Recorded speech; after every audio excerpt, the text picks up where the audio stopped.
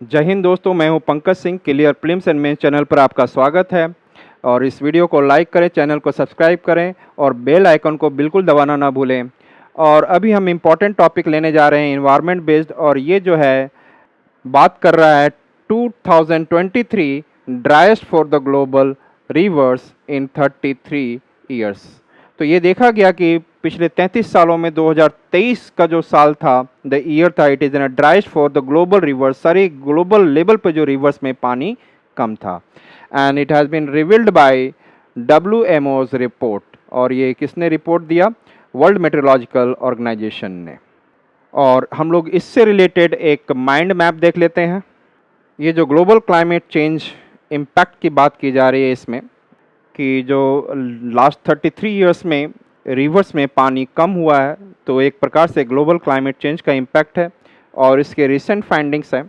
In 2023 noted as the driest year for rivers globally, impacts on water security, जिससे कि global level पर कहीं ना कहीं पानी सुरक्षा दबाव में आ गया है।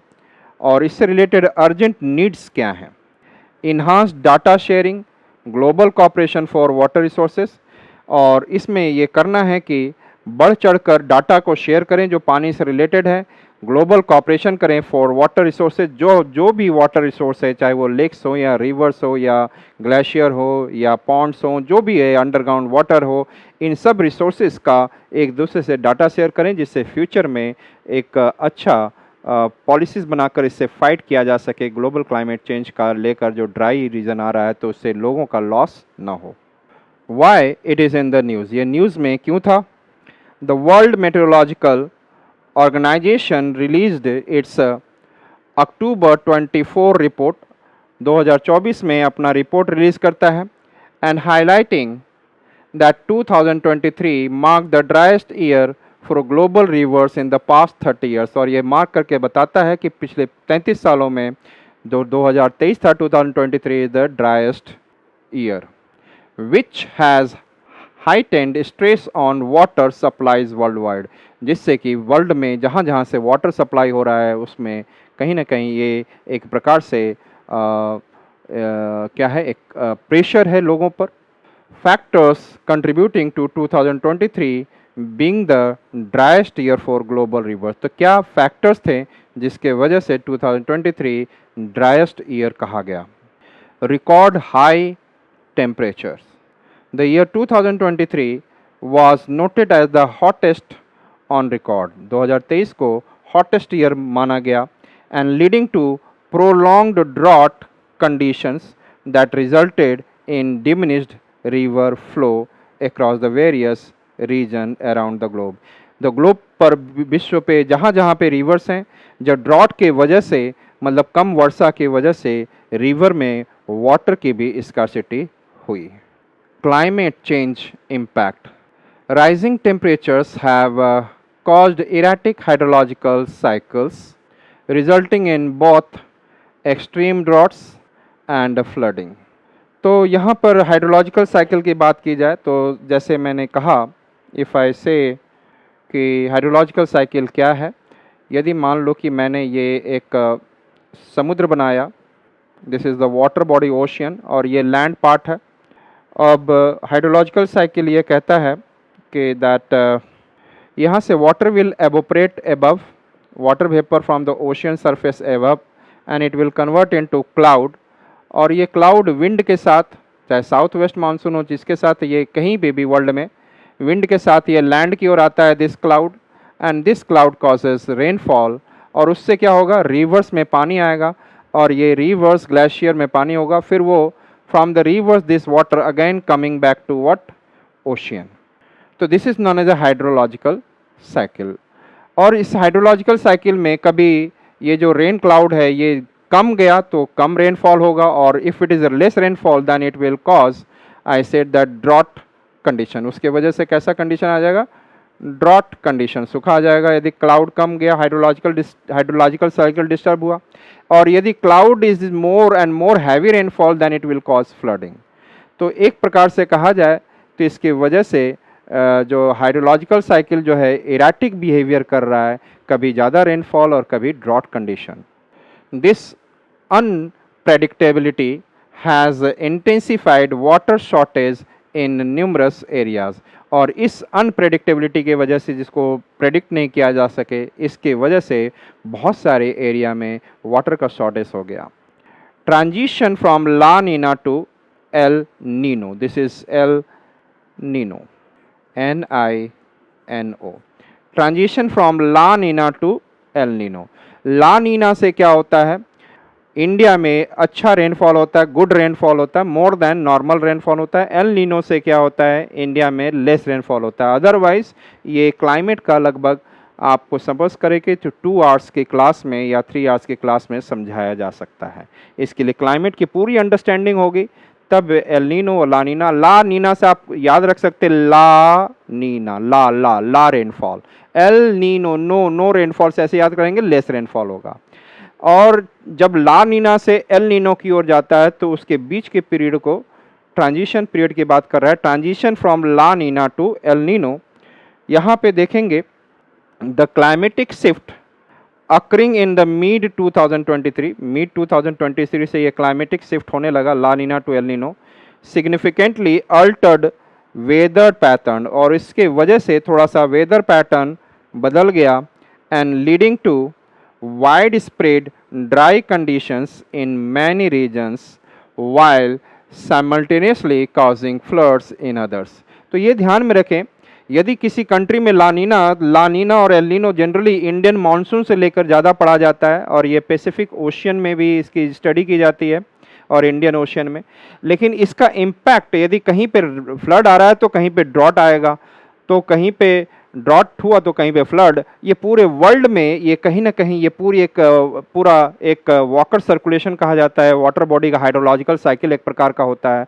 वो कहीं रेनफॉल तो कहीं पे नहीं रेनफॉल, ये चक्कर पूरे जगह चलता है। तो ये भी एक ट्रांजिशन पीरियड से गुजर रहा था, इसके वजह से वर्ल्ड में बहुत जगहों पर एक इरेगुलर पैटर्न देखा गया। Glacier melting, the report noted that the glaciers experienced their most significant mass loss in 50 years। 50 सालों में देखा गया कि ग्लेशियर सबसे ज़्यादा पिघला है, and threatening long term water security for millions who depend on glacier meltwaters। और आने वाले समय में जिस कंट्री में लोग ग्लेशियर के पानी पे डिपेंड करते हैं और उसका मेल्ट हुआ वाटर से, तो वहाँ के लोग आने वाले समय में ज़्यादा फेस करेंगे प्रॉब्लम, क्योंकि ग्लेशियर ख़त्म हो सकता है। तो ग्लेशियर का 2023 में बहुत ज़्यादा मेल्ट हुआ है। Impact of climate change on global water resources and glacier condition. तो जो क्लाइमेट चेंज का जो इम्पैक्ट है ग्लोबल वाटर रिसोर्स पर क्या है प्रभाव, और ग्लेशियर के कंडीशन पे, तो यहाँ देखेंगे इंक्रीज्ड वाटर स्कार्सिटी।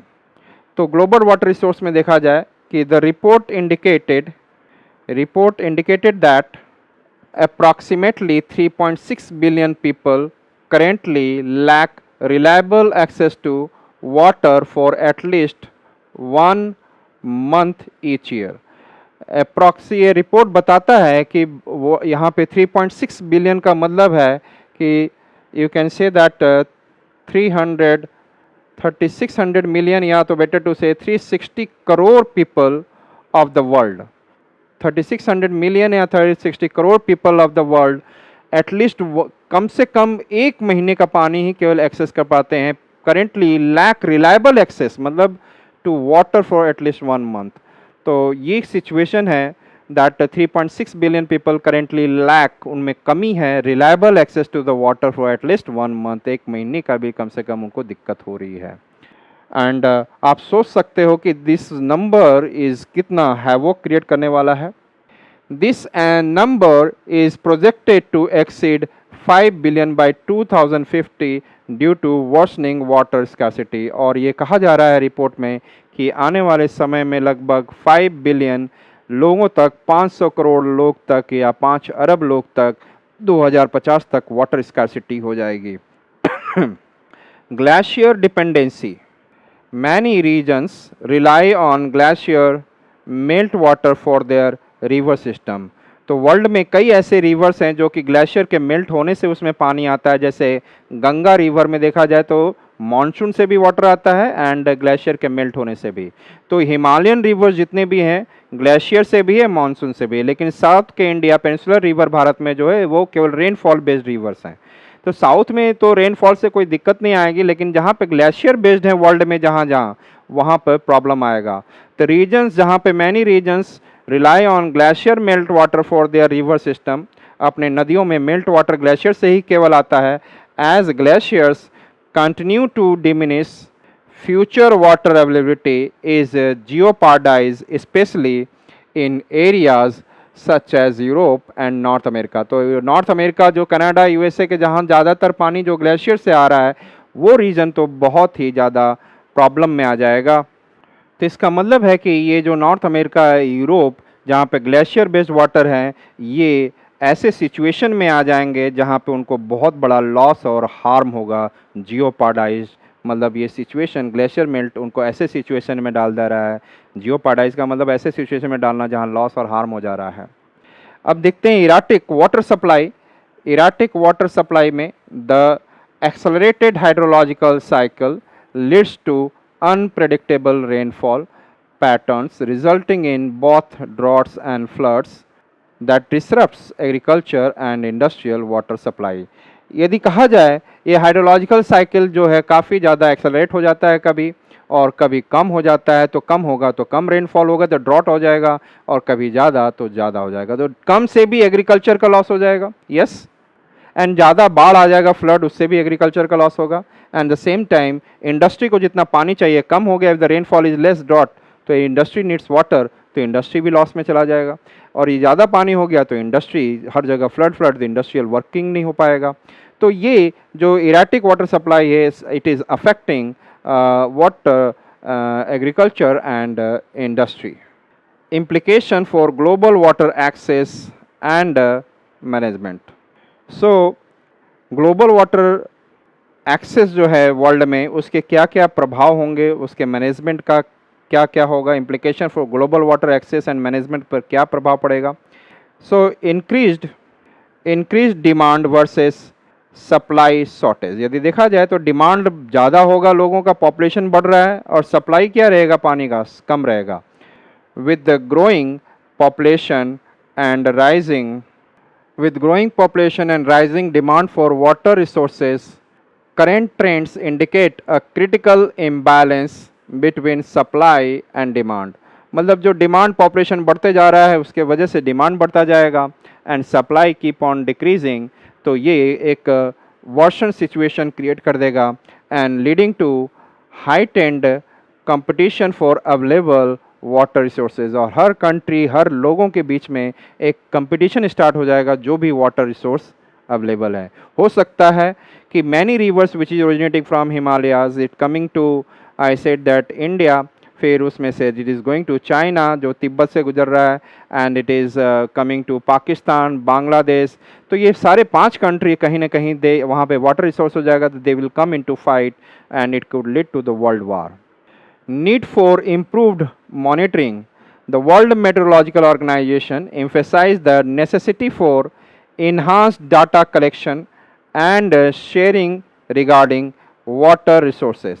तो जितने भी डाटा कलेक्शन है उसको कलेक्ट करें और शेयर करें, and which is crucial for effective management, जिससे कि हर जगह का पानी का, वाटर रिसोर्स का इफेक्टिव मैनेजमेंट किया जा सके, उससे रिलेटेड स्ट्रेटजी तैयार किया जा सके that can adapt to changing condition, जिससे कि लोग अडेप्ट कर सकें इस चेंजिंग कंडीशन को लेकर। अर्जेंट एक्शन रिक्वायर्ड, यहाँ पर अर्जेंट एक्शन रिक्वायर्ड है। There is an immediate need for global cooperation and action to tackle this challenges. आज के डेट में पूरे विश्व में सभी एक दूसरे को सहायता करें, एक्शन लें और ये चैलेंजेस को दूर करें। और इन्हांस्ड मॉनिटरिंग सिस्टम, और साथ में पानी वाटर रिसोर्स कितना है उसका मॉनिटरिंग सिस्टम तैयार करके रखें। And international collaboration are essential to mitigate the impacts of climate change और एंड ऑन वाटर रिसोर्सेज। जो वाटर रिसोर्सेज पे जो इम्पैक्ट पड़ रहा है क्लाइमेट चेंज का, इसके लिए सारे इंटरनेशनल कोलैबोरेशन को मिलकर बात करनी चाहिए। लेकिन क्या देखा जाए, यहाँ पे पेरिस एग्रीमेंट हो रहा है and nobody is ready to accept. Kyoto protocol पहले आया था as a part of United Nation framework convention on climate change UNFCC के द्वारा ये क्योटो प्रोटोकॉल, लेकिन ये फेल हो गया क्योंकि लोग रेडी नहीं है कि क्लाइमेट चेंज के लिए पहले पहल करें। यस और नॉट? तो यहाँ पर जैसे China and India has developed later on, ये इसलिए कोल को जलाकर कार्बन डाइऑक्साइड का एमिशन कर रहे हैं, कार्बन एमिशन चल रहा है। यस और नॉट? लेकिन ये लोग पहले इन्होंने नहीं किया था। तो यहाँ पर जो होना चाहिए कि डिफ्रेंशिएटेड रिस्पॉन्सिबिलिटी होनी चाहिए। यहाँ पर आपको सारी वर्ल्ड को कोल का कंजम्पशन कम नहीं करना चाहिए कि क्योंकि कई सौ साल से 150-200 साल से US and north America and Europe ने कोल करके पॉल्यूशन कर चुके हैं। अब तो India and China it is doing right now, तो दे हैव टू ड्रॉप। लेकिन वो बोल रहे हैं कि मैं अपने डेवलपमेंट को नहीं रोक सकता। इस कारण से they keep on doing, Kyoto protocol fail हो गया। धीरे धीरे आपका क्या आ गया, देयर इज पेरिस एग्रीमेंट आया, और पेरिस एग्रीमेंट को भी लेकर एक बार मिस्टर ट्रंप हंसे थे कि बर्फ़ आ गया तो बोलते हैं कि क्लाइमेट चेंज है। तो बर्फ़ कहीं पे आ जाने का मतलब थोड़ी ना होता क्लाइमेट चेंज। ये भी क्लाइमेट चेंज का इम्पैक्ट है, कहीं पे बहुत ज़्यादा स्नो गिर जाना। और अमेरिका में जब ऐसा हुआ था लगभग 2020 के आसपास 2019 में, तो वो हंस रहे थे इस बात को 2019 में कि ये क्लाइमेट चेंज है। बर्फ़ होना का मतलब उनके अनुसार से क्लाइमेट चेंज का मतलब होता है गर्म होना। बेटा गर्म होना ये हो रहा है, लेकिन उसके वजह से हमारी जो है जो एयर सर्कुलेशन है, जो विंड की जो एयर सर्कुलेशन है, सब कुछ चेंज हो रहा है। तो कहीं ठंडा हो जाएगा, कहीं गर्म हो जाएगा, कहीं पर ज़्यादा रेनफॉल, कहीं पे ड्रॉट आ जाएगा। तो ये सारी कंडीशन क्लाइमेट चेंज के ही हैं।